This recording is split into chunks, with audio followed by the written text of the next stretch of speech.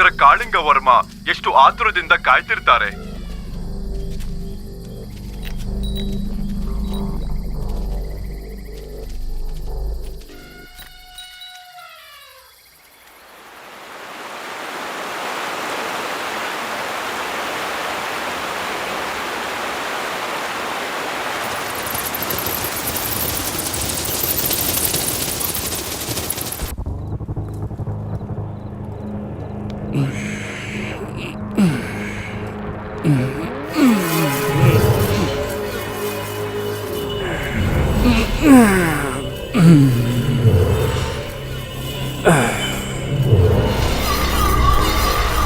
ಕಾಮ ವ್ಯಾಮೋಹ ನನ್ನ ಇಚ್ಛೆ.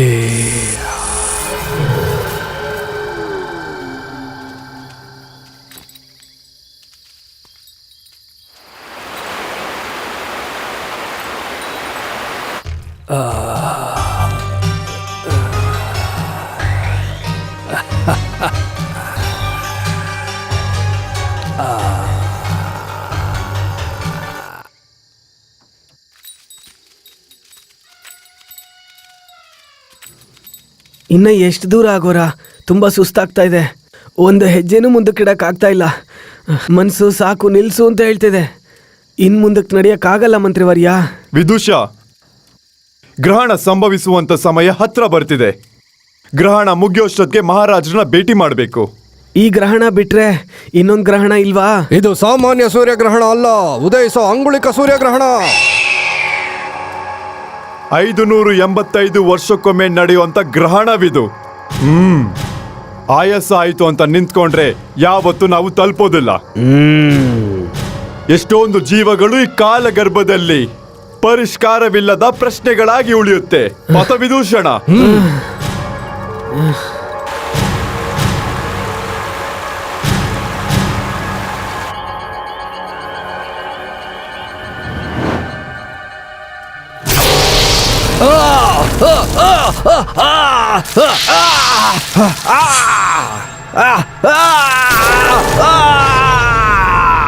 ಈ ಬೆಳಕು ನನ್ನ ಸುಡ್ತಾ ಇದೆ ಅಂಗುಳಿಕ.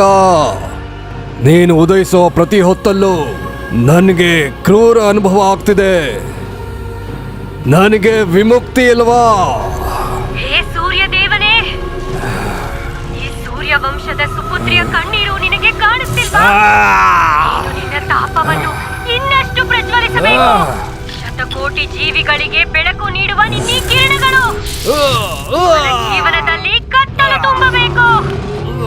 ಯಾವ ಸೂರ್ಯ ಶಕ್ತಿಯನ್ನು ವಶಪಡಿಸಿಕೊಳ್ಳಲು ಹವಣಿಸುತ್ತಿದ್ದಾನೋ ಆ ಶಕ್ತಿಯೇ ಮೃತ್ಯು ಶಕ್ತಿಯಾಗಿ ಅವನನ್ನು ಕಾಣಬೇಕು. ಅಂಗುಲಿಕ, ನಿನ್ನ ಶಾಪದ ಬೆಂಕಿನಲ್ಲಿ ನಾನು ಸುಡ್ತಾ ಇದ್ದೇನೆ. ಅಂಗುಳಿಕಳ ಸೂರ್ಯಗ್ರಹಣವು ಪ್ರಾರಂಭವಾಗಿದೆ ಮಂತ್ರಿವರ್ಯ.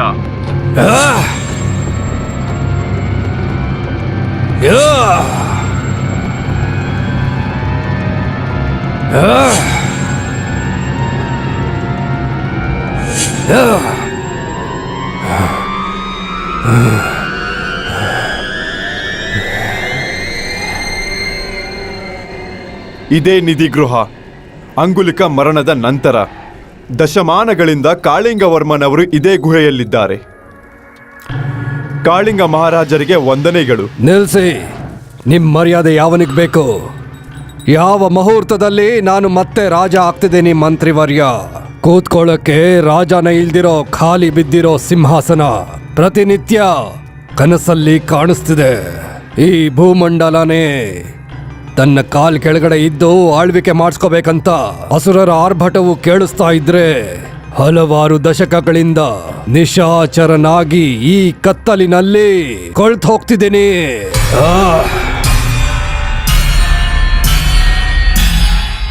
ಯಾಕಿ ಮೌನ? ಏನಾದ್ರೂ ಮಾತಾಡಿ. ನೀವು ಮಾಡಿರೋದು ಮಹಾಘೋರಪರಾಧ ಕಾಳಿಂಗ ಮಹಾರಾಜ. ಸೂರ್ಯ ಅನುಗ್ರಹವಿರುವ ಆತ್ಮಬಂಧುಗಳನ್ನ ಕೊಂದಿದ್ದೀರಾ. ಸೂರ್ಯ ವಂಶದ ಸುಪುತ್ರಿಕೆಯಾದ ಅಂಗುಳಿಕಳನ್ನು ವಧಿಸಿದ್ದೀರಾ. ಆದ್ರೂ ಸೃಷ್ಟಿಯ ಪ್ರತಿಯೊಂದು ಸಮಸ್ಯೆಗಳನ್ನು ಪರಿಹರಿಸುವ ಅಗೋರಿಗಳನ್ನು ನಿಮ್ಮಲ್ಲಿ ಕರೆತಂದಿದ್ದೇನೆ. ನಿಮ್ಮ ಶಾಪ ವಿಮೋಚನೆ ತಪ್ಪದೇ ಆಗುತ್ತದೆ ಎಂದು ಆಶಿಸುತ್ತೇನೆ ಮಹಾರಾಜ. ಈ ಜನ್ಮದಲ್ಲಿ ನಿನಗೆ ಶಾಪ ವಿಮುಕ್ತಿ ಇಲ್ಲ. ಇಲ್ವಾ? ನನಗೆ ವಿಮೋಚನೆ ಇಲ್ವಾ? ಇದೆ, ಒಂದೇ ಒಂದು ಅವಕಾಶವಿದೆ. ಏನದು? ನಿನ್ನ ಮರಣ. ಏನು ಮರಣನ? ನಾನ್ ಯಾಕೆ ಸಾಯ್ಬೇಕು ಘೋರ? ಮಹಾರಾಜ, ಹೌದು ಮಹಾರಾಜ, ನಿಮ್ಮ ಶಾಪ ವಿಮುಕ್ತಿ ನಿಮ್ಮ ಆತ್ಮತ್ಯಾಗದಲ್ಲೇ ಅಡಗಿರೋದು. ಕಾಲಚಕ್ರಾಧಿಪತಿಯಾದ ಆ ಭಾಸ್ಕರನ ಅಂಶದಿಂದ ಹುಟ್ಟಿದ ಅಂಗುಳಿಕ ಅದೇ ಅಂಶದಿಂದ ಮತ್ತೆ ಪುನರ್ಜನ್ಮಿಸುತ್ತಾಳೆ. ಉದಯಿಸುವ ಅಂಗುಲಿಕ ಸೂರ್ಯಗ್ರಹಣಕ್ಕೆ ಕೆಲವು ದಿನಗಳ ಮುಂಚೆ ಅದು ನಿನ್ನ ಸಮಾಧಿಯ ಹತ್ರ ಬರುತ್ತೆ. ಆ ಸಮಯದಲ್ಲಿ ನಿಮ್ಮ ಜೊತೆ ಅಡಗಿಸಿಟ್ಟಿರುವಂತಹ ಅಘೋರ ಶಕ್ತಿಗಳು ನಿಮ್ಮಲ್ಲಿ ಚಲನೆಯನ್ನುಂಟು ಮಾಡುತ್ತೆ. ಕಾಲಚಕ್ರವು ಗ್ರಹಣದ ಕಡೆಗೆ ಚಲಿಸುತ್ತಿದ್ದಾಗ ಈ ಸೃಷ್ಟಿಯಲ್ಲಿರುವಂತಹ ಪ್ರತಿ ಅಣುವು ನಿಮಗೆ ಸಹಕರಿಸುತ್ತೆ. ಪ್ರತಿ ಅಂಶವು ನಿಮ್ಮ ಶಾಪ ವಿಮೋಚನೆಯನ್ನು ಕೋರುತ್ತದೆ. ನಿಮ್ಮ ಆತ್ಮ ವಿಜಯದತ್ತ ಪಯಣಿಸುತ್ತದೆ. ಉದಯಿಸುವ ಅಂಗುಳಿಕ ಸೂರ್ಯಗ್ರಹಣದಲ್ಲಿ ಆತ್ಮ ಬಂಧುಗಳನ್ನ ಕೊಂದಿದ್ದೀಯ. ಮತ್ತೆ ಅದೇ ಗ್ರಹಣದಲ್ಲಿ ಆ ಅಂಗುಳಿಗಳನ್ನು ಬಲಿ ಕೊಟ್ಟರೆ ಶಾಪ ವಿಮೋಚನೆಯಾಗುತ್ತದೆ. ನಿಮ್ಮನ್ನು ವಿಜಯದತ್ತ ಕರೆದುಕೊಂಡು ಹೋಗುವ ಜವಾಬ್ದಾರಿ ನಮ್ಮದು. ರಾಜ್ಯಕ್ಕೋಸ್ಕರ ಕಾಲಕ್ಕೆ ಎದುರಾಗಿ ನಾನು ಹೋರಾಡಿದ್ದೀನಿ. ಅದೇ ಕಾಲಕ್ಕೆ ಇನ್ನೆಷ್ಟು ಬಾರಿ ಆದ್ರೂ ಎದುರಿಸಿ ಹೋರಾಡ್ತೀನಿ. ಅಂಗುಲಿಕ ಪುನರ್ಜನ್ಮಕ್ಕೋಸ್ಕರ ನನ್ನ ಆತ್ಮವು ಪ್ರೇತಾತ್ಮವಾಗಿ ಎಷ್ಟು ಯುಗಗಳಾದ್ರೂ ಕಾದಿರುತ್ತೆ.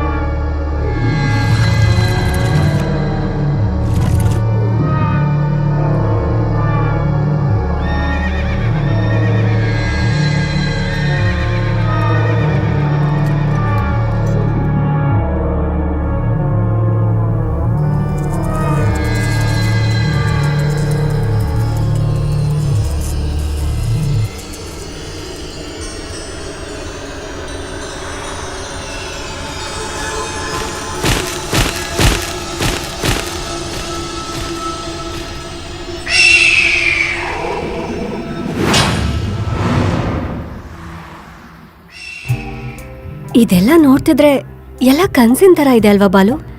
ನಾವು ಪ್ರೀತಿಸಿದ್ದು, ಮದುವೆ ಆಗಿದ್ದು, ಲಂಡನ್ನಿಗೆ ಹೋಗಿ 6 ವರ್ಷ ಆದ ನಂತರ ಮಗು ಜೊತೆ ವಾಪಸ್ ಬರ್ತಿರೋದು ಎಷ್ಟು ಚೆನ್ನಾಗಿದೆ ಅಲ್ವಾ? ಕನ್ಸನ್ನು ಎಲ್ಲರೂ ಕಾಣ್ತಾರೆ ಪ್ರವಳಿಕಾ, ಆದರೆ ಅದನ್ನು ನಿಜ ಮಾಡಿಕೊಂಡು ನಾವು ಮುಂದಕ್ಕೆ ಹೋಗ್ತಾ ಇದ್ದೀವಿ. ಹೌದು, ನಮ್ಮ ಡ್ರೀಮ್ ಪ್ಯಾಲೇಸ್ ನಮ್ಮ ಸ್ವಂತ ಆಗ್ತಾ ಇರೋದು. ಅಲ್ಲಿಗೆ ಹೋಗ್ತಾ ಇದ್ರೆ ತುಂಬಾ ಎಕ್ಸೈಟಿಂಗ್ ಆಗಿದೆ ಬಾಲು. ಪರಿಮಳ, ಇದು ಅದೇ ಪರಿಮಳ. ನಿಮ್ಗಿನ್ನೂ ಏನೇನು ಕನಸಿದೆ ಅಪ್ಪ?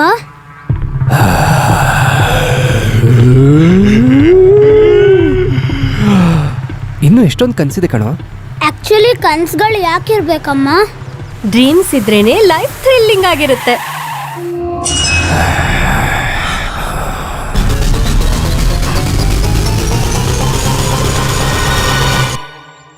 Balu, any problem? Nothing to worry, it's a small problem. Okay.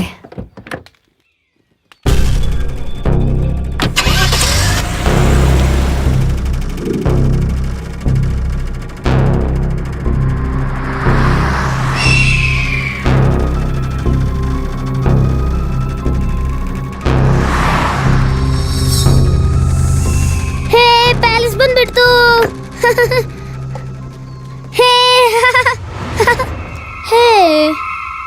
ಅಷ್ಟು ದೊಡ್ಡ ಪ್ಯಾಲೇಸು. ಅಲ್ಲೇ ನಿಂತ್ಕೊಂಡ್ರೆ ನಿನಗೆ ಕೋಟೆ ವೈಭವ ಏನು ಕಾಣಿಸುತ್ತೆ. ಬಾ, ನನ್ನ ಹತ್ರ ಬಾ, ನನ್ನ ನೋಡಕ್ಕೆ ಬಾ. ಬಾ ಬಾ ಬಾ.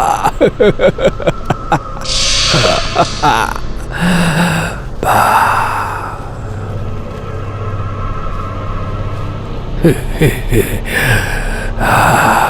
ಬಾಬಾ.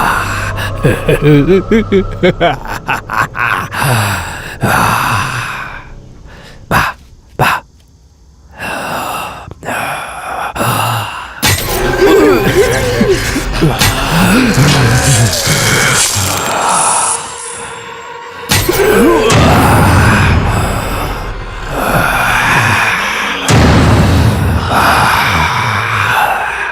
ಪರಿಮಳ.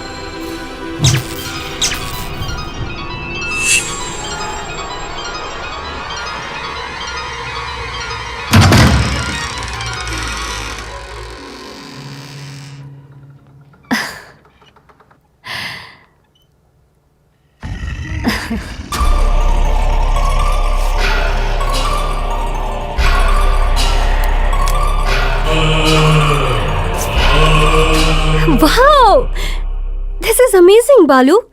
ಈ ಕೋಟೆ ಬಗ್ಗೆ ಚಿಕ್ಕ ವಯಸ್ಸಿಂದ ಕೇಳ್ಪಟ್ಟಿದ್ದೆ. ಅಮ್ಮ ಅವರೇ, ಮಗು ಹೊರಗಡೆ ಆಡ್ತಿದ್ನಮ್ಮ, ಕರ್ಕೊಳ್ಳಿ. ಬಂದ ತಕ್ಷಣ ಹೊರಗೆ ಹೋಗ್ತೇನೋ? ಹಾ, ಮನೆಯೊಳಗೆ ಆಡ್ಕೋಬೇಕು. ಓಕೆನಾ? Okay mummy. ಹುಷಾರು. ಅಮ್ಮ, ನಾನು ಹೋಗಿ ಕಾಫಿ ಮಾಡ್ಕೊಂಡು ಬರ್ತೀನಿ. ಬಾ, ನಾವು ಕೋಟೆ ನೋಡೋಣ.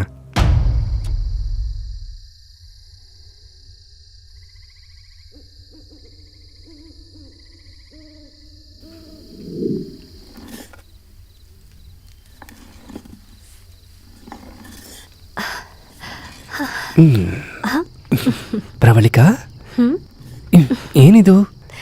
ದಿನ ದಿನಕ್ಕೂ ನೀನು ಅಂದ ಜಾಸ್ತಿನೇ ಆಗ್ತಿದೆಯಲ್ಲ. ರಿಯಲಿ?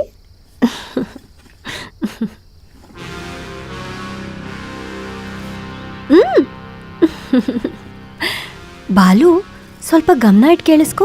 ಎಲ್ಲೋ ಯಾರೋ ಕುರ್ಚಿ ಮೇಲೆ ಕೂತು ಆಡ್ತಿರೋ ಶಬ್ದ ಬರ್ತಿಲ್ವಾ? ನನಗೇನು ಕೇಳಿಸ್ತಿಲ್ವೇ? ಡೀಪ್ ಫಾರೆಸ್ಟ್ನಲ್ಲಿ ಬ್ಯೂಟಿಫುಲ್ ಪ್ಯಾಲೇಸ್.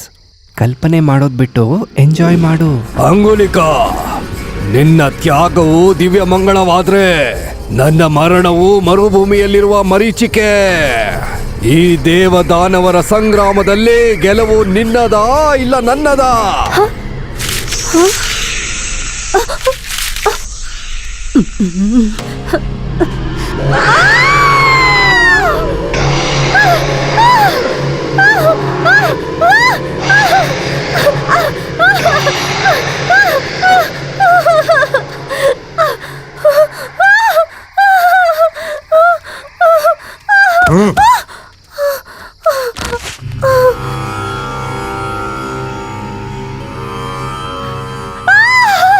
ಏನಾಯ್ತು? ಕೋಟೆಯಲ್ಲಿ ನಾನು ನೋಡಿದೆ, ದೆವ್ವ ಬಂದ್ಬಿಡ್ತು, ಬಂದ್ಬಿಡ್ತು ಕೋಟೆಗೆ, ಬಂದ್ಬಿಡ್ತು ಕೋಟೆಗೆ.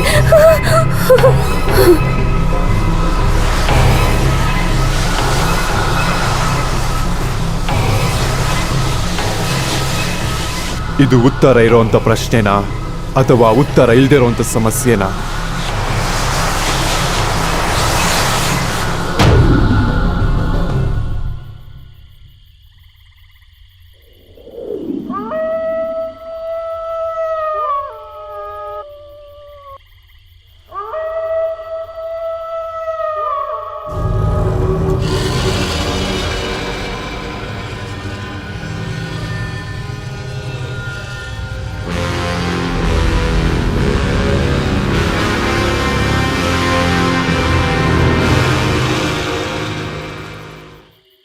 ರಾಜ್ಯದ ಹೋಮ್ ಮಿನಿಸ್ಟರ್ ಅಣ್ಣನ ಮಗಳು ಕಿಡ್ನಾಪ್ ಆಗಿ ಸುಮಾರು 10 ದಿನಗಳಾದ್ರೂ ಪೊಲೀಸ್ ವ್ಯವಸ್ಥೆ ಎಮ್ಮೆ ಮೇಲೆ ಮಳೆ ಬಿದ್ದ ಹಾಗೆ ಕೆಲಸ ಮಾಡ್ತಿದೆ.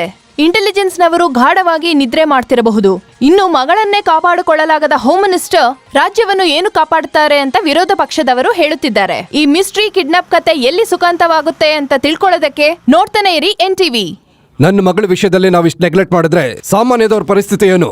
ಕಿಡ್ನಾಪ್ ಆದಾಗಿಂದ ಎಲ್ಲಾ ಸ್ಟೇಷನ್ಗಳು ಅಲರ್ಟ್ ಆಗಿದೆ ಸರ್. ಅಲರ್ಟ್ ಆಗಿರೋದ್ರಿಂದ ರಿಸಲ್ಟ್ ಏನು?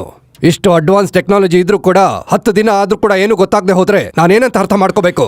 ಸರ್, ನಮ್ಮನ್ನ ನಂಬಿ ಟೆಕ್ನಾಲಜಿ ಬಗ್ಗೆ ಚೆನ್ನಾಗಿ ತಿಳ್ಕೊಂಡಿರೋ ಅಂತ ಯಂಗ್ ಅಂಡ್ ಡೈನಮಿಕ್ ಆಫೀಸರ್ನ ಇನ್ವೆಸ್ಟಿಗೇಷನ್ ಟೀಮ್ಗೆ ಅಪಾಯಿಂಟ್ ಮಾಡ್ಕೊಂಡಿದೀವಿ. ಆ ಬಂದಿರೋರಾದ್ರೂ ನಂದು ಡಿಪಾರ್ಟ್ಮೆಂಟ್ ಮರ್ಯಾದೆ ಉಳಿಸ್ತಾರಾ ಇಲ್ಲ ನೀರ್ ಪಾಲ್ ಮಾಡ್ತಾರಾ?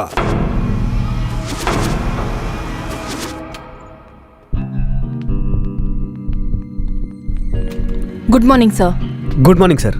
ಕೇಸ್ ಬಗ್ಗೆ ಗೊತ್ತಿದೆ ತಾನೆ? 10 ದಿನಗಳಿಂದ ಹೋಮ್ ಮಿನಿಸ್ಟರ್ ಅಣ್ಣನ್ ಮಗಳು missing. As soon is possible ಆ ಕೇಸನ್ನ ನೀವು ಕಂಡು ಹಿಡಿಬೇಕು. Yes, sir. ತಗೊಳ್ಳಿ ಆ ಕೇಸಿಗೆ ಸಂಬಂಧಪಟ್ಟಂತ file.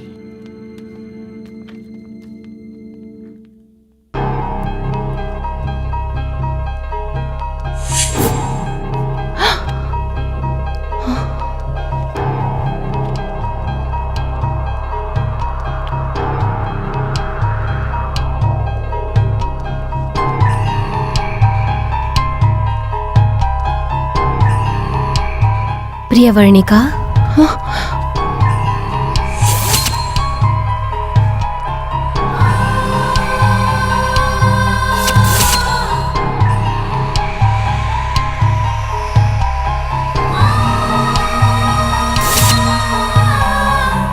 Priyavarnika, sorry sir, will meet you very soon sir.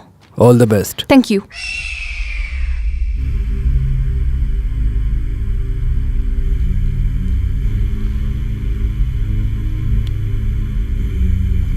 ರುದ್ರಂ ಪಶುಪತಿಂ ಸ್ಥಾನಂ ನೀಲಕಂಠಂ ಉಮಾಪತಿಂ ನಮಾಮಿ ಶಿರಸಾ ದೇವಜ್ಞ ಕಿಂ ನ ಮೃತ್ಯುಂ ಕರಿಷ್ಯತಿ.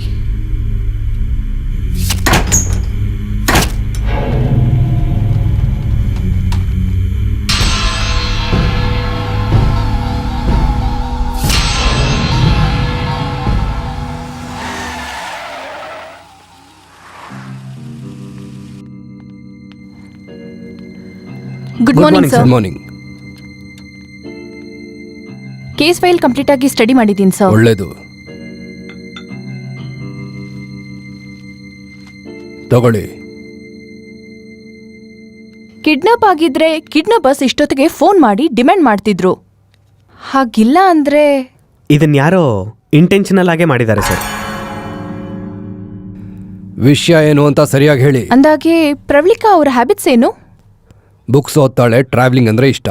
ಅವ್ರಿಗಾಗ್ಲಿ ನಿಮ್ಗಾಗ್ಲಿ ಫ್ಯಾಮಿಲಿ ಕಡೆಯಿಂದನೋ ಅಥವಾ ಪ್ರೊಫೆಷನ್ನಲ್ಲೋ ಯಾರಾದ್ರೂ ಶತ್ರುಗಳಿದಾರಾ?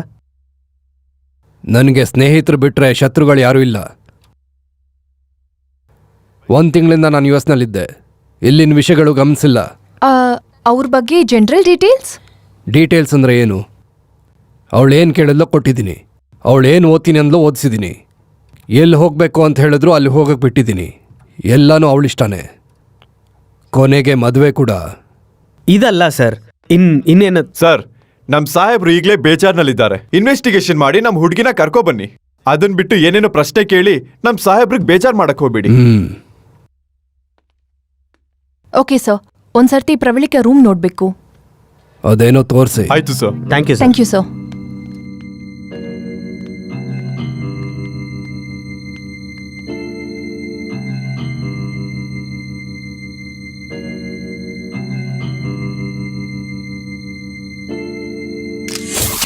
ಪ್ರಿಯವರ್ಣಿಕಾ,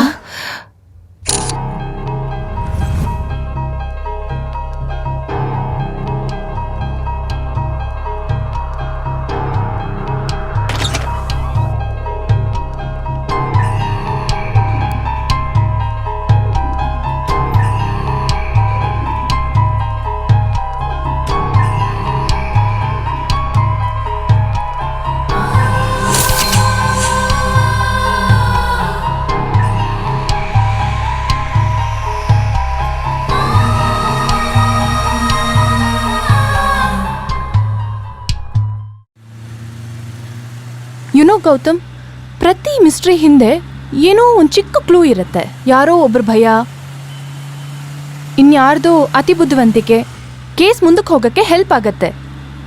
ಆದ್ರೆ ಈ ಕೇಸ್ ಮುಂದೆ ಹೋಗಕ್ಕೆ ಯಾವ ದಾರಿನೂ ಕಾಣಿಸ್ತಿಲ್ಲ. ಸ್ಟಾರ್ಟಿಂಗ್ ಪಾಯಿಂಟ್ ಅನ್ನೋದು ಇಲ್ಲದೆ ಇರೋದ್ರಿಂದ ನಾವು ಎಲ್ಲಿ ಸ್ಟಾರ್ಟ್ ಮಾಡ್ತೀವೋ ಅದೇ ಸ್ಟಾರ್ಟಿಂಗ್ ಪಾಯಿಂಟ್ ಆಗಿರುತ್ತೆ. Yes, you are right. But whether it is right or wrong, ಈ ಕೇಸ್ ಇನ್ವೆಸ್ಟಿಗೇಷನಲ್ಲಿ ಏನೇ ಡೆವಲಪ್ಮೆಂಟ್ ಆದ್ರೂ ಯಾರಿಗೂ ಹೇಳಬಾರ್ದು, ಇನ್ಕ್ಲೂಡಿಂಗ್ ಹೋಮ್ ಮಿನಿಸ್ಟರ್.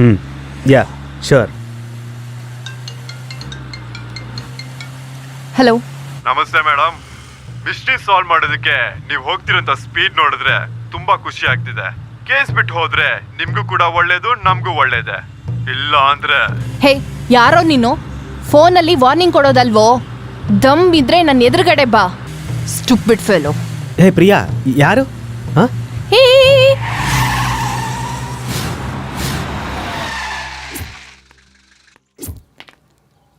ಅಲ್ಲ ಅವ್ನು ಯಾರು ಅಂತ, ಕೇಸ್ ಬಿಟ್ಟು ಹೋಗು ಅಂತಾನಲ್ಲ. ಒಂದು ಸಣ್ಣ ಫೋನ್ ಕಾಲ್ಗೆ ಯಾಕೆ ಹಿಂಗೆ ಆಡ್ತಿದ್ಯಾ? ವಾಟ್ ಪ್ರಿಯಾ? ನೀನೇ ತಾನೇ ಹೇಳಿದ್ದು ಯಾರದ್ದೋ ಭಯ, ಇನ್ಯಾರದ್ದೋ ಬುದ್ಧಿವಂತಿಕೆ ಈ ಮಿಸ್ಟ್ರಿನ ಬೇಚೋದಕ್ಕೆ ಸಹಾಯ ಮಾಡತ್ತೆ ಅಂತ. ನೋಡು, ನಾವು ಈ ಕೇಸ್ನ ಸಾಲ್ವ್ ಮಾಡ್ತೀವಿ ಅನ್ನೋ ಅವರ ಭಯನೇ ನಮಗೆ ಸಹಾಯ ಮಾಡುತ್ತೆ. Just C.